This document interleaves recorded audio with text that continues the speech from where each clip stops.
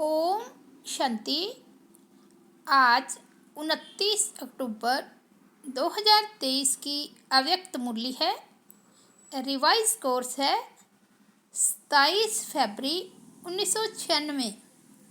मुरली का हेडिंग है सत्यता का फाउंडेशन है पवित्रता और निशानी है चलन व चेहरे में दिव्यता। सत्यता का फाउंडेशन है पवित्रता और निशानी है चलन व चेहरे में दिव्यता। आज सत बाप, सत शिक्षक, सत गुरु अपने चारों ओर के सत्यता के शक्ति स्वरूप बच्चों को देख रहे हैं। सत्यता का फाउंडेशन पवित्रता है और सत्यता का प्रैक्टिकल प्रमाण चेहरे पर और चलन में दिव्यता होगी। दुनिया में भी अनेक आत्माएं अपने को सत्यवादी कहते हैं व समझते हैं, लेकिन संपूर्ण सत्यता पवित्रता के आधार पर होती है। पवित्रता नहीं तो सदा सत्यता रह नहीं सकती है। तो आप सबका फाउंडेशन क्या है? पवित्रता। तो पवित्रता के आधार पर सत्यता का स्वरूप स्वतः और सहज सदा होता है। सत्यता सिर्फ सच बोलना, सच करना इसको नहीं कहा जाता, लेकिन सबसे पहला सत्य जिससे आपको पवित्रता की व सत्यता की शक्ति आई, तो पहली बात है अपने सत्य स्वरूप को जाना। मैं आत्मा हूँ, यह सत्य स्वरूप पहले नहीं जानते थे, लेकिन पहला सत्य अपने स्वरूप को जाना। मैं फलानी हूँ या फलाना हूँ, बॉडी के हिसाब से वह सत्य स्वरूप था। सत्य स्वरूप है पहले सब स्वरूप और फिर बाप के सत्य परिचय को जाना। अच्छी तरह से अपना सत्य स्वरूप और बाप का सत्य परिचय जान लिया है। तीसरी बात, इस सृष्टि चक्र को भी सत्य स्वरूप में जाना। यह चक्र क्या है और इसमें मेरा पार्ट क्या है? तो अपना पार्ट अच्छी तरह से स्पष्ट रूप से जान लिया। आपका पार्ट अच्छा है ना? सबसे अच्छा पार्ट संगम युग का कहेंगे, लेकिन आपका देव आत्मा का पार्ट भी विश्व में सारे चक्र की आत्माओं से श्रेष्ठ है।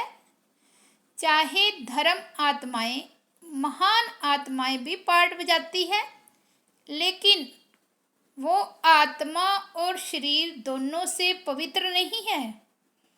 और आप देव आत्माएं शरीर और आत्मा दोनों से पवित्र हैं, जो सारे कल्प में और कोई आत्मा ऐसा नहीं। तो पवित्रता का फाउंडेशन सिवाय आपके और कोई भी आत्मा का श्रेष्ठ नहीं है। आपको देव आत्मा का पार्ट याद है? पांडवों को याद है? देव आत्मा की पवित्रता नेचुरल रूप में रही है। महान आत्माएं आत्माओं को पवित्र बनाती हैं, लेकिन बहुत पुरुषार्थ से नेचुरल नहीं। ना नेचुरल है ना नेचर रूप में है। और आपकी आधा कल्प पवित्रता की जीवन नेचुरल भी है और नेचर भी है। कोई पुरुषार्थ वहाँ नहीं है। यहाँ का पुरुषार्थ वहाँ नेचुरल हो जाता है, क्योंकि वहाँ अपवित्रता का नाम निशान नहीं। मालूम ही नहीं कि अपवित्रता भी होती है। इसलिए आपके पवित्रता का प्रैक्टिकल स्वरूप देवता अर्थात दिव्यता का है। इस समय दुनिया वाले कितना भी अपने को सत्यवान समझे, लेकिन सत्य स्वरूप की सत्यता ही नहीं जानते, बाप के सत्य परिचय को ही नहीं जानते, तो संपूर्ण सत्य स्वरूप नहीं कहेंगे। आप में भी सत्यता की शक्ति सदा तब रहेगी जब अपने और बाप के सत्य स्वरूप की स्मृति रहेगी, तो स्वतः ही हर संकल्प भी आपका सत्य होगा।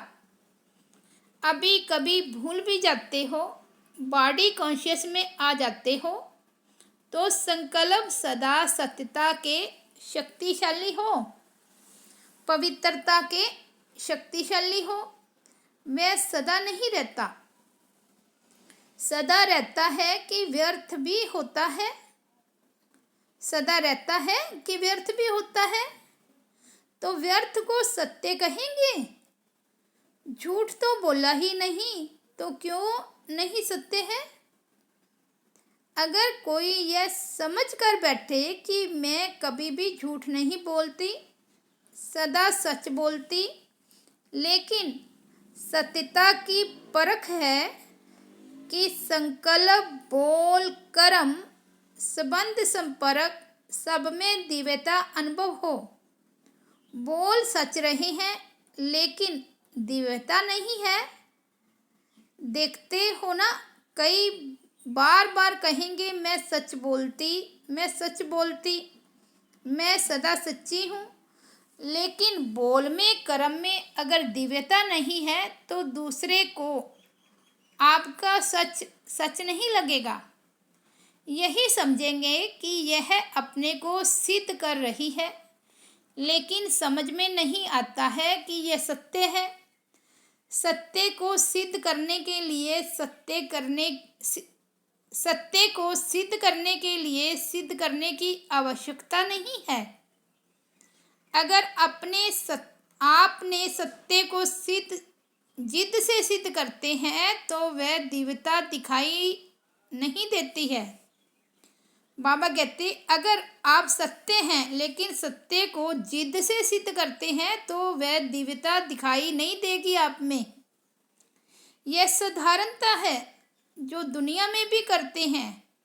और बाप दादा सत्य की निशानी एक स्लोगन में कहते हैं, साकार द्वारा भी सुना, जो सच्चा होगा वह कैसे दिखाई देगा?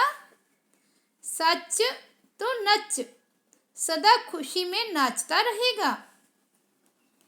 जब जिद करके सिद्ध करते हो तो आप अपना या दूसरे का चेहरा नोट करेंगे तो वह खुशी का नहीं होगा, थोड़ा सोचने का और थोड़ा उदासी का होगा, नाचने का नहीं होगा। सच तो बिट्ठू नच, सच्चा खुशी में नाचता है। तो खुशी में जीवन के दिन या रात बहुत अच्छी लगती है, और थोड़ा भी सत्य में असत्य मिक्स है तो उस समय की जीवन इतनी अच्छी नहीं लगेगी। तो सत्यता का अर्थ ही है सत्य स्वरूप में स्थित होके, चाहे संकल्प, चाहे बोल, चाहे कर्म करना, लेकिन सत्य स्वरूप में स्थित होकर के करना। आजकल दुनिया वाले तो स्पष्ट कहते हैं कि आजकल सच्चे लोगों का चलना ही मुश्किल है, झूठ बोलना ही पड़ेगा। लेकिन कई समय पर, कई परिस्थितियों में ब्राह्मण आत्माएं भी मुख से नहीं बोलती, लेकिन अंदर समझती है कि कहाँ कहाँ चतुराई से तो चलना ही पड़ता है। उसको झूठ नहीं कहते लेकिन चतुराई कहते हैं। तो चतुराई क्या है? यह तो करना ही पड़ता है। तो वह स्पष्ट बोलते हैं और ब्राह्मण रॉयल भाषा में बोलते हैं। फिर कहते हैं मेरा भाव नहीं था, न भावना थी न भाव था, लेकिन करना ही पड़ता है, चलना ही पड़ता है। लेकिन ब्रह्मा बाप को देखा, साकार है ना। निराकार के लिए तो आप भी सोचते हो कि शिव बाप तो निराकार है, ऊपर मजे में बैठा है, नीचे आवे तो पता पड़े क्या है। लेकिन ब्रह्मा बाप तो साकार स्वरूप में आप सबके साथ ही रहे, स्टूडेंट भी रहे, और सत्यता व पवित्रता के लिए कितनी ऑपोजिशन हुई, तो चालाकी से चला। लोगों ने कितना राय दी कि आप सीधा ऐसे नहीं कहो कि पवित्र रहना ही है, यह कहो कि थोड़ा थोड़ा रहो। लेकिन ब्रह्मा बाप घबराया। सत्यता की शक्ति धारण करने में सहन शक्ति की भी आवश्यकता है। सहन करना पड़ता है, झुकना पड़ता है, हार माननी पड़ती है, लेकिन वह हार नहीं है। उस समय के लिए हार लगती है, लेकिन है सदा की विजय।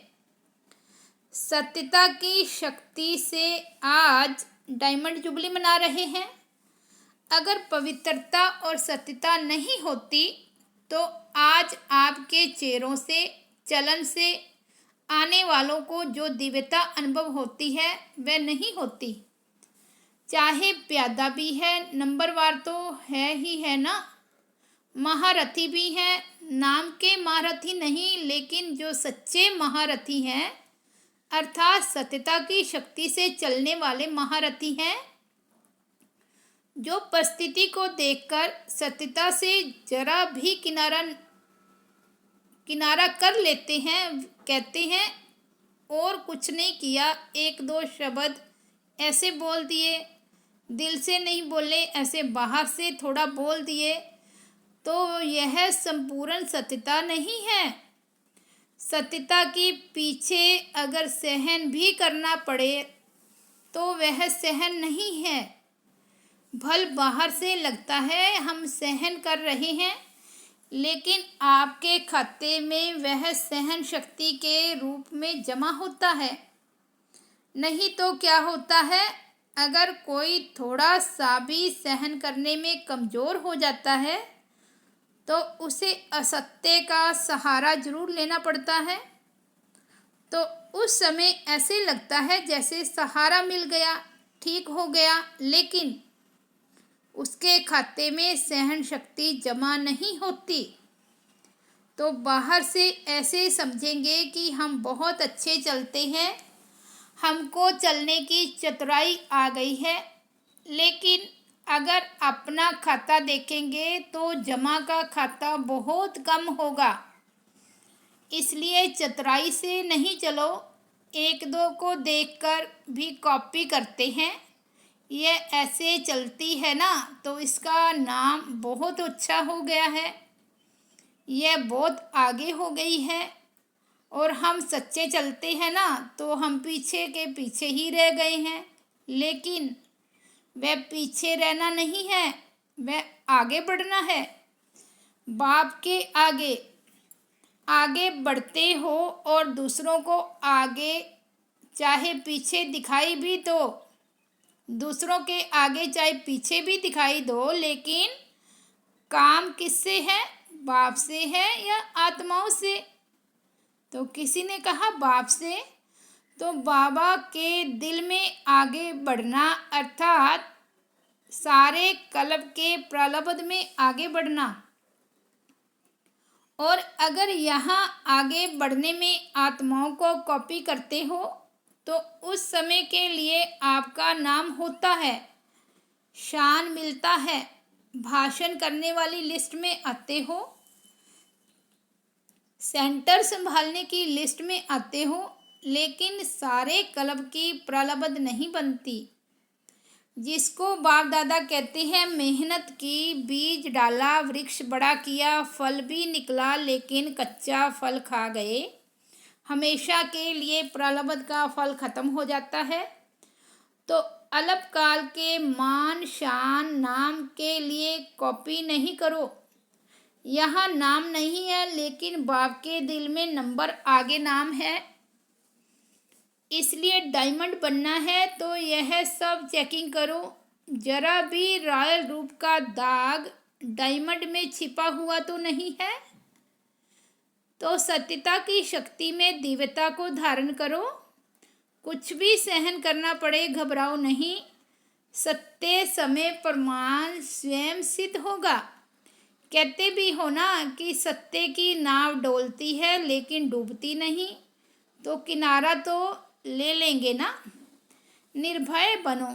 अगर कहाँ भी सामना करना पड़ता है तो ब्रह्मा बाप के जीवन को आगे रखो। ब्रह्मा बाप के आगे दुनिया की परिस्थितियाँ तो थी, लेकिन वैरायटी बच्चों की भी परिस्थितियाँ रही। लेकिन संगठन में होते, जिम्मेवारी होते, सत्यता की शक्ति से विजयी हो गए। बच्चों की खिटखिट ब्रह्मा बाप ने नहीं देखी क्या? ब्रह्मा बाप के आगे भी वैरायटी संस्कार वाली आत्माएं रही, लेकिन इतनी सब परिस्थितियां होते हुए सत्यता की सब स्थिति ने संपूर्ण बना दिया। तो आप सबको क्या बनना है? चतुराई तो नहीं है ना? बहुत अच्छा बोलते हैं, मैंने कुछ नहीं किया। थोड़ा चतुराई से तो चलना ही पड़ता है, लेकिन कब तक? तो सहन शक्ति धारण कर असत्य का सामना करो, प्रभाव में नहीं आ जाओ। कई समझते हैं कि हमने महारथियों में भी ऐसे देखा ना, तो फॉलो तो महारथियों को करना है ना। अभी ब्रह्मा बाबा तो सामने है नहीं, महारथी हैं, उसको फॉलो किया। लेकिन अगर महारथी भी मिक्स करता है, चतुराई से चलता है, तो उस समय महारथी नहीं है, उस समय ग्रहचारी में है, न कि महारथी है। इसलिए बाप ने क्या स्लोगन दिया? फॉलो फादर या सिस्टर ब्रदर। तो साकार कर्म में ब्रह्मा बाप को आगे रखो, फॉलो करो, और अशरीरी बनने में निराकार बाप को फॉलो करो। चाहे अच्छे अच्छे बच्चे भी हैं, लेकिन वह भी फॉलो फादर करते हैं।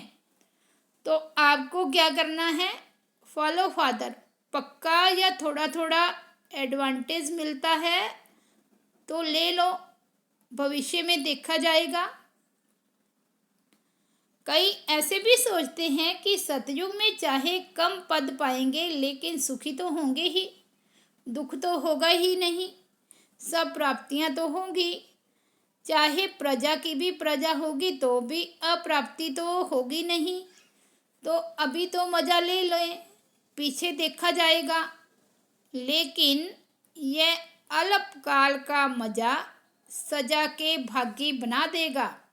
धर्मराज बाबा कह रहे हैं, ये अल्पकाल का मज़ा सजा के भागी बना देगा। तो वह मंजूर है? सजा खाएंगे थोड़ी, वह भी मज़ा ले लो। नहीं तो तीनों बातें याद रखो, पवित्रता, सत्यता और दिव्यता। ऐसे साधारण बोल नहीं, साधारण संकल्प नहीं, साधारण कर्म नहीं, दिव्यता। दिव्यता का अर्थ ही है दिव्य गुण द्वारा कर्म करना, संकल्प करना, वही दिव्यता है। जैसे लोग पूछते हैं ना कि पाप कर्म क्या होता है, तो आप कहते हो कि कोई भी विकार के वश कर्म करना यह पाप है, ऐसे समझते हो ना। तो दिव्यता अर्थात दिव्य गुण के आधार पर मन, वचन और कर्म करना। तो सत्यता का महत्व जाना। आगे बाप दादा ने ड्रिल कराई है। 1 सेकंड में अपने को अशरीरी बना सकते हो। क्यों? संकल्प किया मैं अशरीरी हूँ, तो कितना टाइम लगा? सेकंड लगा ना। तो सेकंड में अशरीरी, न्यारे और बाप के प्यारे। यह ड्रिल सारे दिन में बीच बीच में करते रहो। करने तो आती है ना। तो अभी सब 1 सेकंड में सब भूलकर एकदम अशरीरी बन जाओ। बाप दादा ने 5 मिनट ड्रिल कराई।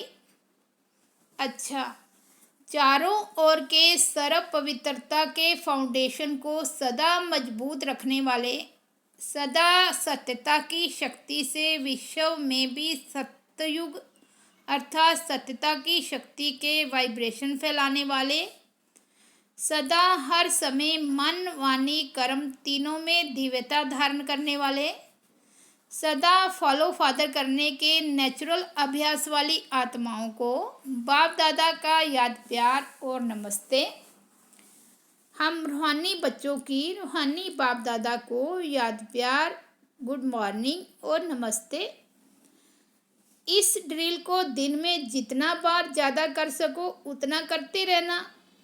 चाहे 1 मिनट करो, 3 मिनट, 2 मिनट का टाइम न भी हो, 1 मिनट, आधा मिनट, यह अभ्यास करने से लास्ट समय अशरीरी बनने में बहुत मदद मिलेगी।